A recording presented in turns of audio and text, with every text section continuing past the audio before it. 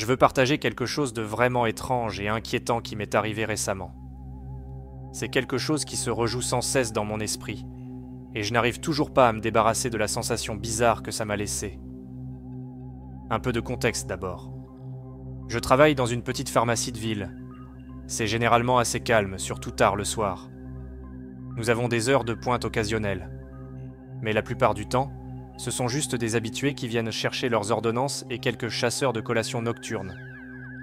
Mon travail est assez simple. Remplir les ordonnances, enregistrer les achats et répondre à toutes les questions des clients. Il y a environ un mois, je faisais le quart de nuit, ce que je fais une fois par semaine. Il était environ 23 heures et le magasin était complètement vide. Je remplissais les étagères, gardant un œil sur le comptoir, et j'attendais simplement la fin de mon service. Puis, un homme est entré. Il était grand, peut-être dans la fin de la trentaine, portant un long manteau bien que ce soit une nuit chaude. Il y avait quelque chose chez lui qui m'a immédiatement mis mal à l'aise. Il avait ce regard intense dans les yeux et se déplaçait très silencieusement. Il ne s'est pas dirigé directement vers le comptoir. Au lieu de cela, il a commencé à errer dans le magasin, regardant différents articles mais sans jamais en prendre un seul. Après quelques minutes, il est venu vers moi avec une question étrange. Il m'a demandé « Avez-vous des somnifères ? Les plus forts que vous ayez ?» Maintenant, nous vendons des somnifères dans Tradish.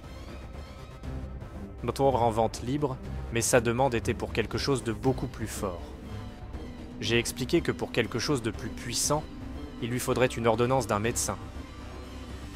Il n'avait pas l'air content de ma réponse et a continué à me presser pour quelque chose de plus fort. « Les gens doivent dormir profondément, a-t-il dit, surtout s'ils ont du mal à se réveiller. » Sa formulation était étrange, mais j'ai essayé de ne pas y prêter attention et lui ai suggéré de parler à un médecin. Il a finalement acheté une bouteille des somnifères en vente libre les plus forts que nous avions et a quitté le magasin. Mais la façon dont il m'a regardé avant de partir m'a donné des frissons. Ses yeux étaient froids, presque calculateurs. Au cours des jours suivants, je n'arrivais pas à arrêter de penser à lui. Quelque chose dans toute l'interaction semblait tout simplement décalé. Puis, une semaine plus tard, j'étais à nouveau de service de nuit. Et à ma grande horreur, il est revenu. Cette fois, il n'a pas demandé de somnifères. Il errait dans les allées comme avant, mais n'approchait pas le comptoir. On aurait dit qu'il attendait quelque chose, ou quelqu'un. Après environ une demi-heure, il est parti sans rien acheter. Cette nuit-là, après la fin de mon service, je marchais vers ma voiture dans le parking vide quand je l'ai vu de nouveau. Il se tenait sous un lampadaire, juste en me regardant. Mon cœur battait à tout rompre, et je suis vite monté dans ma voiture et suis parti, jetant un coup d'œil dans mon rétroviseur pour m'assurer qu'il ne me suivait pas. Je ne l'ai pas vu, mais la sensation d'être observé est restée avec moi.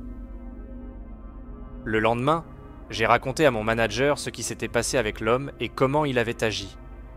Elle a pris ça au sérieux et a dit qu'elle examinerait les images de sécurité et informerait la police si nécessaire. Cela m'a un peu rassuré, mais je ne pouvais pas me débarrasser du sentiment de malaise. Quelques nuits plus tard, je faisais de nouveau le quart de nuit. Vers 22 heures, une femme est entrée, l'air paniqué. Elle était pâle et semblait très nerveuse. Elle m'a demandé si elle pouvait utiliser notre téléphone parce que son téléphone portable était déchargé. Je lui ai tendu le téléphone et elle a appelé quelqu'un, parlant à voix basse. Après avoir raccroché, elle m'a remercié et est partie, mais j'ai remarqué qu'elle regardait par-dessus son épaule en sortant. En nettoyant plus tard cette nuit-là, j'ai trouvé un petit morceau de papier sous le comptoir où se tenait la femme. Il y avait un numéro de téléphone dessus et un court message. « Aidez-moi, il est après moi ». Mon sang s'est glacé. J'ai immédiatement appelé le numéro, mais je suis tombé sur la messagerie vocale. J'ai laissé un message disant que j'avais trouvé la note et demandé si elle allait bien, mais je n'ai jamais eu de réponse. La semaine suivante, l'homme est revenu encore une fois. Cette fois, il ne faisait même pas semblant de faire du shopping. Il est venu directement au comptoir et a demandé si quelqu'un avait laissé un message pour lui. J'ai fait l'idiot et dit non, mais il s'est penché plus près et a murmuré « Je sais qu'elle était ici. A-t-elle laissé quelque chose pour moi? Son souffle avait une légère odeur métallique, et ses yeux étaient encore plus intenses qu'avant. J'ai ressenti un frisson descendre le long de ma colonne vertébrale, et j'ai réussi à balbutier que je ne savais pas de quoi il parlait. Il m'a regardé pendant un moment, puis s'est retourné et a quitté le magasin. J'ai immédiatement appelé mon manager et lui ai tout raconté. Elle m'a dit de verrouiller les portes et de ne laisser entrer personne d'autre jusqu'à la fin de mon service. Après cette nuit-là, j'ai commencé à voir l'homme partout. Il était devant mon immeuble, au café que je fréquentais, et même au parc où j'aimais courir. Il ne m'a jamais approché, mais il était toujours en train de regarder, toujours à rôder en arrière-plan. J'ai tout signalé à la police, mais sans menace directe ou preuve d'un crime, il ne pouvait pas faire grand-chose. Une nuit, je rentrais chez moi après le travail quand j'ai remarqué une voiture qui me suivait. J'ai pris quelques virages aléatoires pour m'assurer, et elle me suivait définitivement. Mon cœur battait à tout rompre, et je me suis souvenu de la note de la femme. « Aidez-moi. Il est après moi. » J'ai conduit directement au commissariat de police et me suis garé devant. La voiture a filé dès que je suis sorti. À l'intérieur du commissariat, j'ai parlé à un officier qui a pris ma déclaration et a dit qu'il garderait un œil sur l'homme. J'ai également remis la note que j'avais trouvée dans le magasin. Ils m'ont assuré qu'ils allaient enquêter, mais je pouvais dire qu'ils ne pensaient pas que c'était une priorité élevée. Pendant les semaines suivantes, j'ai essayé de continuer ma vie, mais j'étais toujours sur le qui-vive. Chaque fois que je voyais une ombre bouger ou entendais un bruit étrange, je sursautais. J'ai même commencé à avoir du mal à dormir, me réveillant constamment pour vérifier s'il était là. Puis, une nuit, quelque chose s'est produit qui m'a poussé à bout. Je dormais dans mon appartement quand j'ai été réveillé en sursaut par un bruit fort. Cela ressemblait à un coup dans le couloir devant ma porte. J'ai attrapé mon téléphone et suis allé doucement à la porte, jetant un coup d'œil par le judas. Il n'y avait rien là, mais je pouvais entendre des pas légers résonner dans le couloir. J'ai appelé la police et ils sont arrivés en quelques minutes. Ils ont fouillé le bâtiment mais n'ont rien trouvé d'inhabituel.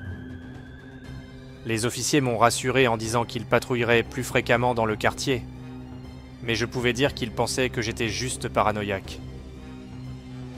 Le lendemain, j'ai décidé de prendre un peu de temps libre et de rester chez ma sœur dans une autre ville pendant un certain temps. J'avais besoin de me vider la tête et de décider quoi faire ensuite.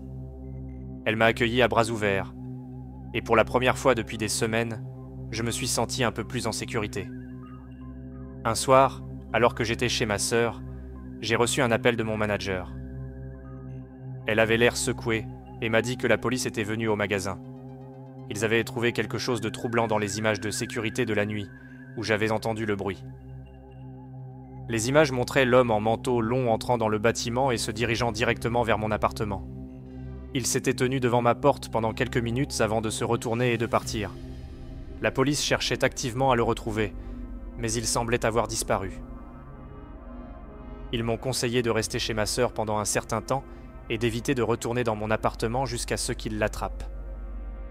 Cela fait quelques semaines maintenant, et je n'ai toujours rien entendu de la part de la police. L'homme semble s'être volatilisé, mais je n'arrive pas à me débarrasser du sentiment qu'il est toujours là, à me regarder et à attendre. Chaque fois que je sors, je ne peux pas m'empêcher de regarder par-dessus mon épaule, me demandant s'il me suit. Je ne sais pas ce qu'il veut ou pourquoi il est si obsédé par moi, mais je veux juste que ce cauchemar se termine. J'ai commencé à voir un thérapeute pour m'aider à gérer l'anxiété et la peur, mais c'est un processus lent. Tout. Ce que je peux faire, c'est essayer de rester vigilant et espérer que la police le retrouve bientôt. Merci d'avoir écouté mon histoire. Si l'un d'entre vous a des conseils ou a vécu quelque chose de similaire, j'apprécierais vraiment d'entendre vos expériences. Toute cette expérience a été un cauchemar vivant, et je veux juste me sentir en sécurité à nouveau.